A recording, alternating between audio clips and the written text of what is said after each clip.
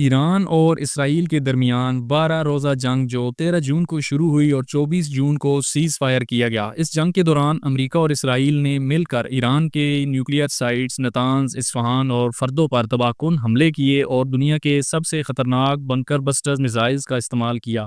لیکن ان حملوں کے بعد اس بات کی کنفرمیشن نہیں ہو پائی کہ کیا ایران کا نیوکلیئر پروگرام تباہ ہو گیا ہے یا نہیں۔ امریکہ نے تو دعویٰ کیا کہ انہوں نے ایران کے نیوکلیئر پروگرام کو بہت زیادہ نقصان پہنچایا ہے، اور سیٹلائٹ تصاویر بھی جو جاری کی گئیں ان میں بھی جو ایران کا سب سے بڑا اور اہم نیوکلیئر سائٹ فردو ہے، اس پر 6 جگہوں پر امریکی بنکر بسٹر میزائلوں کے گرنے کے نشانات بھی دیکھے گئے ہیں۔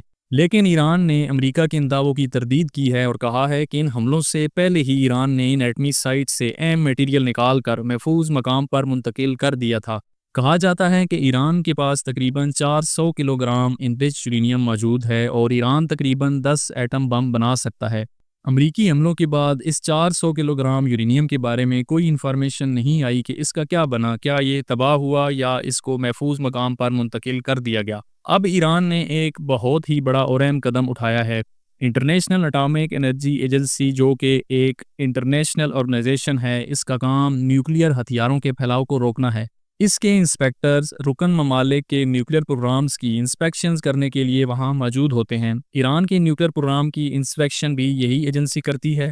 ایران نے الزام لگایا ہے کہ اس ایجنسی نے ایران کے نیوکلیئر پروگرام سے متعلق اہم اور حساس معلومات امریکہ اور اسرائیل کو فراہم کی، جس کے بعد ان ممالک نے ایرانی تنصیبات پر حملے کیے۔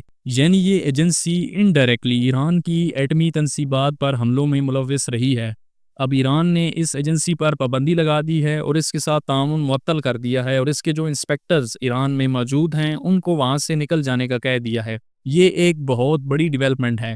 ایران نے اس ایجنسی کے ڈائریکٹر جنرل رافال گروسی کے اس مطالبے کو بھی مسترد کر دیا ہے، جس میں انہوں نے کہا کہ ایران اجازت دے کہ ایجنسی کے اہلکار امریکی حملے میں تباہ ہونے والی نیوکلیئر سائٹس کا معائنہ کر سکیں۔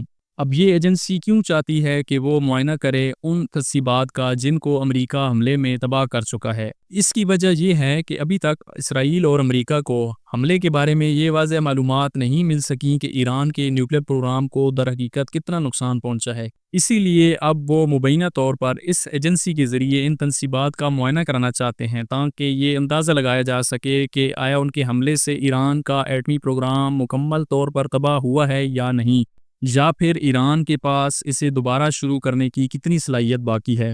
اگرچہ انٹرنیشنل اٹامک انرجی ایجنسی بظاہر ایک انڈیپینڈنٹ ادارہ ہے، لیکن مبینہ طور پر یہ اکثر امریکی اثر و رسوخ کے تحت کام کرتا ہے۔ امریکہ اس ایجنسی کو بطور ایک آلہ استعمال کرتا ہے تاکہ دنیا بھر میں نیوکلیئر انرجی حاصل کرنے والے ممالک پر اپنا چیک اینڈ بیلنس قائم رکھ سکے اور اپنے مفادات کا تحفظ کر سکے۔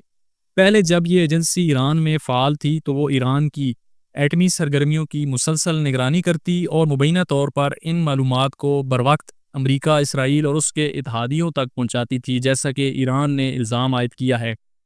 تاہم اب جب ایران نے اس ایجنسی کے ساتھ تعاون ختم کر دیا ہے اور اس ایجنسی کے انسپیکٹرز کو اپنی نیوکلیئر تنصیبات میں داخل ہونے کی اجازت دینے سے انکار کر دیا ہے، تو اس کے بعد صورتحال یکسر بدل گئی ہے۔ ایران کے اس فیصلے نے امریکہ اور اسرائیل میں بے چینی پیدا کر دی ہے، کیونکہ اب ان کے پاس ایران کی نیوکلیئر سرگرمیوں سے متعلق کسی بھی قسم کی مستند اور بروقت معلومات کا ذریعہ نہیں رہا۔ اس کے نتیجے میں امریکہ اور اسرائیل کے لیے یہ خطرہ بھی پیدا ہوا ہے کہ ایران خفیہ طور پر نیوکلیئر ہتھیاروں کی تیاری میں پیش رفت کر سکتا ہے اور کسی بھی وقت اچانک ایک نیوکلیئر تجربہ کر کے دنیا کو حیران کر سکتا ہے۔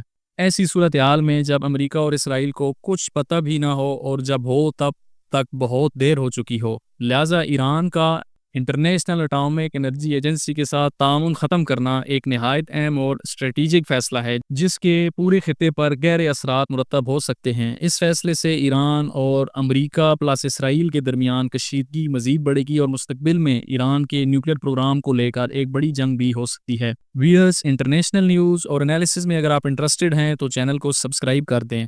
امید ہے یہ ویڈیو آپ کے لیے انفارمیٹیو رہی ہوگی۔ ویڈیو دیکھنے کا شکریہ۔